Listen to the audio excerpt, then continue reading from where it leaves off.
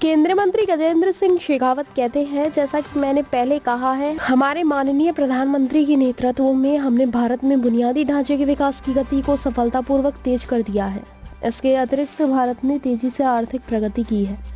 पूरी दुनिया का ध्यान अब हमारे देश की ओर प्रशंसा और उत्सुकता से देख रहा है। सरकारी पहलों के साथ मिलकर भारत की बढ़ती अर्थव्यवस्था ने गरीबी रेखा से नीचे रहने वाले कई लोगों को मध्यम वर्ग में पहुंचा दिया है। अंग्रेजी नववर्ष की आप सभी को और आपके माध्यम से आप सब के दर्शकों को हृदय पूर्वक बधाई देता हूं। ये अंग्रेजी नववर्ष 2025 का आगमन हम सब के जीवन में खुशियों का कारक बने और हम सब का राष्ट्र को विकसित राष्ट्र बनाने का संकल्प जो है और दृढ़ हो, ऐसी मैं सबको शुभकामनाएं आपके माध्यम से प्रेषित करना चाहता हूं। जैसा मैंने पूर्व में भी कहा, माननीय प्रधानमंत्री जी के नेतृत्व में जिस तरह से हम भारत का इंफ्रास्ट्रक्चर डेवलपमेंट करने में तेज गति के साथ काम करने में कामयाब हुए हैं और दूसरी तरफ भारत ने जिस तरह से आर्थिक दृष्टिकोण से जिस गति के साथ में प्रगति की है, पूरा विश्व चमत्कृत दृष्टि से भारत की तरफ देख रहा है और निश्चित ही उसके चलते हुए भारत को जानने, भारत को नए सिरे से पहचानने, भारत के प्रति आकांक्षा और कौतूहल का भाव पूरे विश्व भर में बढ़ा है, जो आने वाले समय में पर्यटकों की बढ़ती हुई संख्या को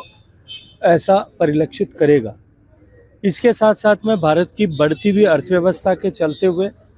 सरकार के विभिन्न प्रयासों, जिनके तहत लोग गरीबी की रेखा से बाहर निकल करके मध्यम वर्ग की श्रृंखला में आए हैं, ऐसे लोग जब देश में अपने घर से बाहर निकल कर को देश को जानने के लिए धार्मिक स्थलों पर, हमारी नेचुरल रिसोर्सेज को देखने के लिए, हमारे पर्यटक स्थलों पर जिस दृष्टिकोण से जा रहे हैं और जिस गति के साथ जा रहे हैं, उसने एक बड़ी उछाल हमारे पर्यटकों की संख्या में ऐसी उसके चलते हुए दिखाई दी है। मैं पूरे जिम्मेदारी के भाव से ये बात कह सकता हूँ कि आने वाले समय में ये गति और बढ़ेगी और इसी के चलते हुए भारत सरकार ने alternative destination development for decongestion of existing tourist places, जो हमारे पहले से पर्यटक केंद्र हैं,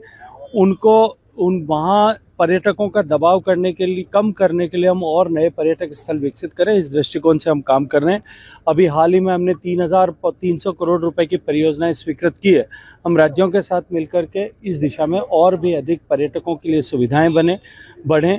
पर्यटकों के दबाव के चलते हुए जो है इंफ्रास्ट्रक्चर जिस तरह से क्राइसिस बनती है, उसको डीकंजेस्ट करने के लिए किस तरह के प्रयास किए जा सके, इस पर काम कर रहे हैं।